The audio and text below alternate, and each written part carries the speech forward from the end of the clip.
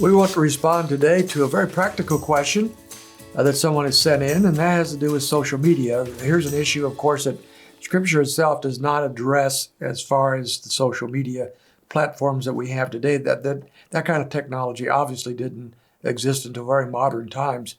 So we're looking at principles that would inform us on how to make these kinds of decisions. But here's the question that was sent in. How do I know if I should get on social media or if it will be an act of unwelcome temptation and sin? I appreciate a person asking a question like that. They're concerned about what influence social media will have in their life and whether that'll be positive or negative. And so they're concerned about doing that. Let's go, first of all, to James chapter 1 and look at how temptation works and how sinful temptation of all kind works to draw us away from God or to trap us. James 1:13 on down is very, very powerful passage for temptations. Let no one say when he's tempted, I'm being tempted by God, for God cannot be tempted by evil, and he himself does not tempt anyone. But each one is tempted when he is carried away and enticed by his own lust. And when lust has conceived, it gives birth to sin, and when sin is fully matured, it brings forth death. Do not be deceived, my beloved brothers. So the route that temptation takes is it sets us up to fall. It's like a bait trap. So in a bait trap, and most people have probably seen or used a live trap or even a mouse trap.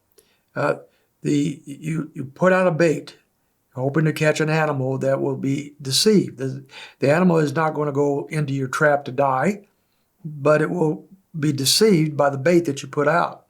And so when it goes for the bait, at that point, that's desire to go for the bait, that's a tipping point. If that animal continues to go down to that bait, then ultimately it will lose its life. But if it recognizes that this is a trick, that they're being deceived, and they recognize that, then they will turn back and not go for the bait.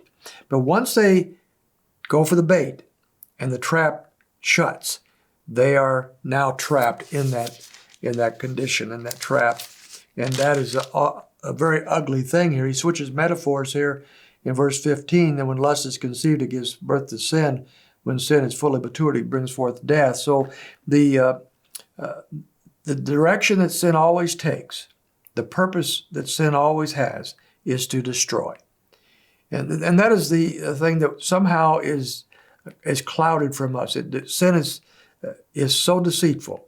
It clouds the ultimate end of sin itself. Sin desires to destroy, to devour, to ruin us. If we believed that and knew that up front, then we wouldn't fall for these temptations, right? But somehow sin clouds our minds, and we begin to say it's not all that bad after all. Just like Eve in the garden. If I take of this fruit, then I'll become like God. This can't be that bad, right? And so she fell and we fall.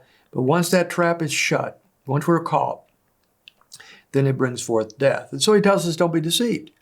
So when it comes to social media, I think we need to look at these kinds of things, of whether this is deceiving us or whether or not it's being helpful to us. So I would encourage you to look at this as a social media thing. Some people can handle that kind of thing quite well, other people cannot. So I encourage you to look at your own life. And as you do, if you partake of social media, one of the things you should be doing is examining what it's doing to you. So is it encouraging you? Is it helpful to you? Is it giving you information that is beneficial in some way? And I think of that, for example, when I go on Facebook, which I go on Facebook about every day for a few minutes.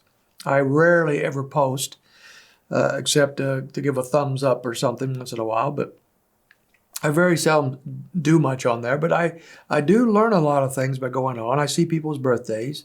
I see people traveling. I see pictures occasionally of different ones. And this is helpful. It gives me information. It gives me insight into the lives of certain people. And I like that. And I can communicate with them through that method if they want to. A few people want to communicate that way. So that's fine. And I have no problem with that. I find happiness and joy with that a lot of times. But on the other hand, if you find in your life that is making you angry, if those posts you're reading is causing you to become sinfully angry, if the posts you're reading are causing you to be tempted and drawing you away from the things of God and in another direction, then maybe that isn't where you ought to be. What is it doing to you? And also, check your time. One of the things that are being recognized kind of pretty much universally now is that social media has this addicting function to it. This ingredient in which it just sucks you in to a point where you have a hard time even getting away from it. It can consume a lot of time.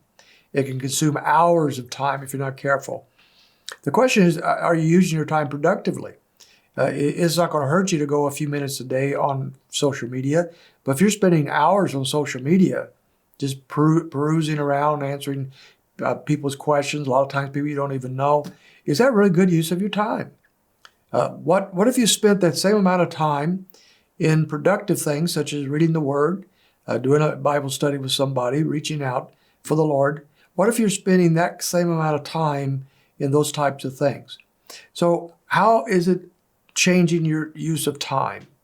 That's another question. So it's going to be individual. You're going to have to look at your own life, look at the principles of how sin works, examine your own life. Don't get trapped, don't be deceived, and examine what it's doing to you, good or bad.